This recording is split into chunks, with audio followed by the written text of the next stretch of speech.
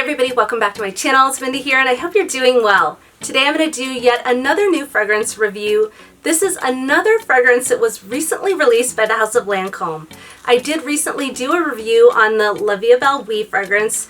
This is available locally where I live on the Macy's website. Another fragrance that I've been super interested in is Nuit Tresor, and this is the Intense version. This is a fragrance that is not available where I live. There are ways that you can get it, from what I understand, and I hope to do so soon. Spoiler alert, this is a fragrance that I really do enjoy so far. Anyone who watches my channel knows that I am a fan of the Nuit Tresor line. I have multiple fragrances from the house. I have about 4 of them so far, and hopefully we'll add another to my collection soon. If this fragrance review interests you, please stay tuned and I'll jump right in. So before I jump into my review of Nuit Tresor Intense by Lancome, I did want to share that like other fragrances in my collection, this one has made me a little bit more open-minded. In the past, I had a tendency to gravitate towards fragrances that were highly rated on Fragrantica. I sort of used that as my pulse, as my indicator on the value of the fragrance, and I think that can be a mistake at times. This fragrance doesn't have a super high rating. This is rated about 3.82 on Fragrantica, and I think it has less than 200 ratings at this point in time. Compared to some of the other fragrances from the Nuit Tresor line, that is a fairly low rating. I have the EDP here, which is around 4.06 at this point in time, and then La Folie is rated around 4.21, which is really a quite stellar rating. These are both fragrances that I really like and enjoy. So as I go through this review, I may compare the new fragrance to these. For me, there really was no doubt that once I saw that this was available as a sample on one of the forums from another fragrance enthusiast, that I had to get my hands on it. I had to explore it, and I am so glad that I did. Much of the commentary that I've seen on this fragrance has said that it smells quite a bit like the original EDP fragrance, and I do agree with that to a degree. But I respectfully disagree with the people that say that these smell the same, and some people are saying that. For people who say they smell the same, it kind of takes me back to that comparison of Ariana Grande Cloud to Baccarat Rouge 540. For me, the people that say these two fragrances smell the same have one of 3 things going on. First, either they are just being a little bit snarky. Second, they don't know the fragrances that well at all. Or third, maybe their olfactory senses are a little bit dull. Because in my opinion, these are 2 very different scents. Yes, they share some similarities, but they are not identical. And that is exactly how I feel about the comparison of the original EDP to the newly released Intense version of Nuit Tresor. One of the things I'm picking up in this new fragrance is that it does have some of those things that the original DNA carries that I do really like. But I feel as though some of the brightness that is in this perfume, some of that heaviness that you can find in this perfume, something that makes it feel a little too much at times. Like for example, when I went out with some colleagues, I put this on and I did feel that it could be overpowering if I were to overspray the fragrance. I feel like this one is toned down, dialed back just a little bit, and doesn't have that aspect that tickles my nose a little bit when I wear it. Some of that potency that is in the original fragrance has been pulled out of this one. So in terms of note structure, this one does seem to have a little bit of a condensed note structure in comparison to some of the other Nuit Tresors. So I don't know if I have a full notes listing here from Fragrantica, but what's in it is showing damask rose in the top, in the mid is sour cherry, and then in the base you have almond milk, Madagascar vanilla, and woodsy notes. For me, I get a little bit of a darker, richer cherry scent profile from this. I know it does say sour cherry in the notes, but to me it goes a little bit denser. I also really enjoy the almond note in this perfume. I think those 2 notes come together beautifully. If you're expecting something along the lines of Tom Ford Lost Cherry with this fragrance, I do think you will be disappointed. I find that the cherry note in here mixes with some of the other notes a little bit more than the cherry in Lost Cherry, whereas it's quite a bit more prominent.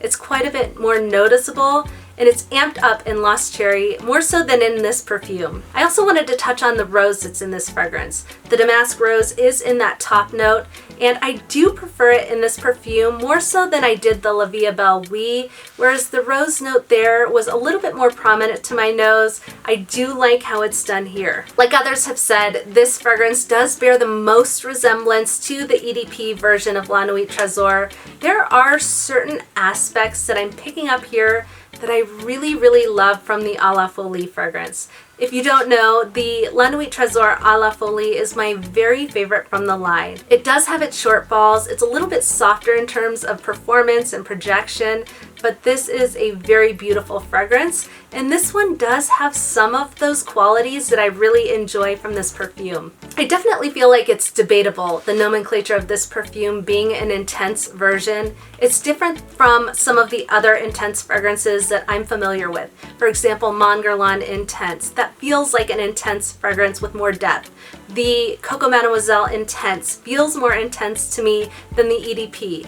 In this case, I don't know that it feels necessarily more intense. I don't feel like it's more powerful, but there are some things that I pick up that make me wonder if this is where they were coming from. It's like the EDP, which has a ton of notes in it. So there is almost like a hodgepodge of notes in this perfume. It has coffee, it has caramel, licorice, tonka, strawberry, incense. I'll put the notes up here that it has. It feels like a lot of that mixture of multiple notes was toned down in this new version, and this one feels a little bit more targeted. It feels a little bit more focused. It feels like it's more concentrated on certain notes that I actually really enjoy in this formulation. When it comes to performance, when it comes to projection for this one, I do feel like it is softer than some of the other versions of La Nuit Tresor, specifically the EDP, but I don't feel like that's in a bad way. This keeps a little bit tighter of a scent bubble, but in some ways I do enjoy that, whereas I'll forget I'm wearing perfume and then I'll catch a whiff of it throughout the day, and it's a really delightful scent profile that this fragrance carries. I wanted to do a quick if you like this, you'll like that segment for those people who may have a little bit more difficulty in accessing a sample of this fragrance. The first fragrance I wanted to touch on really quickly is Miss Dior Absolutely Blooming by the House of Dior. This is a fragrance that I still don't have a full bottle of, but I do want one. They don't smell the same, so the scent profiles are quite different.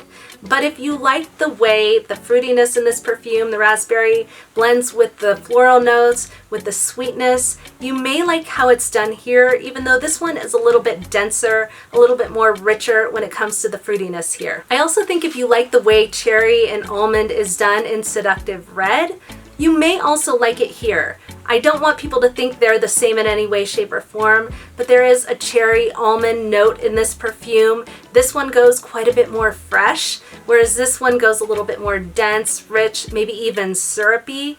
But I do like both of these, and I think that other people who like this fragrance may also enjoy the La Nuit Tresor Intense as well. Lastly, I wanted to mention that people who really like La Nuit Tresor A La Folie may also like the newly released Intense version. I do think they share some similarities. The notes are quite different from one another, but I do pick up something in here that I liked from the A La Folie version, and I think other people might enjoy that as well if you really enjoyed this perfume. The performance of both of these fragrances is quite similar also, so if you're familiar with how this one performs on skin, this one is quite similar to me. It's probably pretty obvious that I really enjoy this fragrance so far, and I would really like to have it in my collection. If I'm able to access it and have it sent here where I live, I will definitely buy a full bottle of this perfume. It's probably a little premature because I've just been getting to know this perfume, but I do feel at this point in time it probably ranks second in my preferences for the La Nuit Tresor line. I will always love the A La Folie, and right now this is my number one from the line, but this one is a close second. Really enjoying it so far. I would probably give this one an 8 rating out of 10, maybe even an 8.5. Again, this is La Nuit Tresor Intense by the House of Lancome. Alright guys, thank you so much for tuning into my channel. As always, I truly appreciate you. If you enjoyed this video on the newly released La Nuit Tresor Intense by the House of Lancome, please go ahead and give it a thumbs up and consider subscribing to my channel. I hope you have an amazing weekend. I hope you have a lot to be grateful and thankful for. Until next time, I'll see you soon.